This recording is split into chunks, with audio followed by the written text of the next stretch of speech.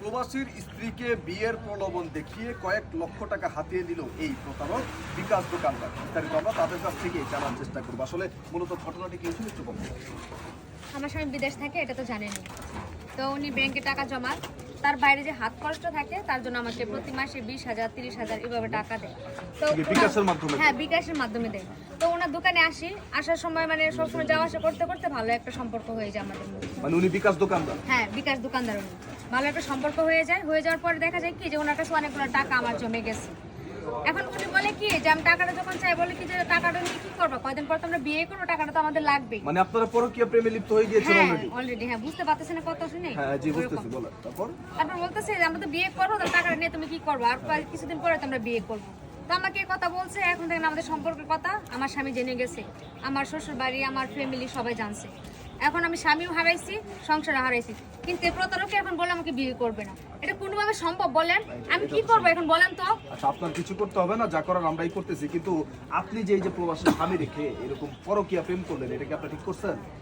ভাই আমি বুঝতে পারি না, প্রথম সবসময় আসা যাওয়া করতাম, 2-4 কথা বলতে মানে ভালো একটা মায়ের মধ্যে জড়ায় যায়। মায়ার মধ্যে জড়িয়ে গেছে। দর্শক, এটাই হয়, এটাই স্বাভাবিক, এটাই হয়। প্রবাসী স্ত্রীরা অন্যদের সাথে বেশি মেলামেশা করতে গেলে কথাবার্তা বেশি হইতে হইতে একটা সময় মায়া জড়িয়ে যায়। আমরা একটু এই ভদ্রলোকের কাছ থেকে জানার চেষ্টা করি, মানে ভদ্র শয়তান যাকে বলে। আপনি যে ঘটনাটি ঘটালেন প্রবাসীর স্ত্রীর সাথে পরকীয়া প্রেম, মূলত কারণটা বলছেন? কারণটা হইলেও মনে করুন উনি আমার দোকানে এসে প্রতিদিন মানে মাসে মাসে মানে লেনদেন করা হয়, টাকা পয়সা ওনার জামাই পাঠায়, বিকাশে পাঠায়? বিকাশে পাঠায়, আমার মোবাইলে পাঠায়। এইভাবে করতে করতে মনে করেন প্রায় 5-7 মাস পরে উনি মনে করেন একটা কথা অফার করে বললেন যে আপনার তো ভাই ভালো লাগে ভালো।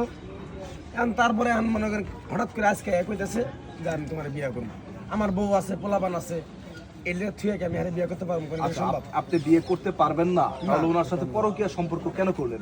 আরে সম্পর্কটা করলাম, দেখা গেল অসহায় মানুষ, আর স্বামী থাকে বিদেশ, দেখা গেল অনেক কাজ কাম আছে, অনেক কিছু করতে হয়, ফরমাস টরমাস বগি চুকি আছে না, সেগুলো আমি ওনার মনে করেন 12-15টা নিছিলাম।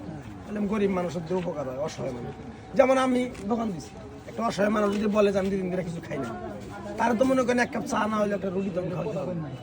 এটা আমার নীতি। অসহায় মানুষ হিসেবে আপনি তাকে ওইভাবে সহযোগিতা করছি। মানে ব্যাপারটা কি এমন যে তার স্বামী নাই, স্বামী প্রবাসে, সেই জায়গাটা আসলে আপনি সেই দিক থেকে তাকে পূরণ করে ওইরকমই মনে করি আমি পূরণ করা চাইছি। তো এখন এটা যদি পূরণ করবা যায়, যদি আমি 200 তলে পড়ি ভাই, তাহলে এখন আমি আর কি করবো ভাই? কোন আমি তো সম্ভবই না। আচ্ছা, এক হাতে কোন সময় তালি বাজে শুনছেন? না আমার এটা কি ওই জীবনে যদি আমার সাথে সম্পর্ক না করতে, তাহলে আমি কি জোর করে করছি? আমার পক্ষে সম্ভব ছিল। এখন কেন এই মিথ্যা কথাগুলো বলছেন মানুষের সামনে? এইখানে যারা আছেন, এই যে ভাই আমি এত কিছু জানি না, আমার সংসার হারাইছে, স্বামী হারাইছে, আমার যাওয়ার মতো কোনো জায়গা নাই।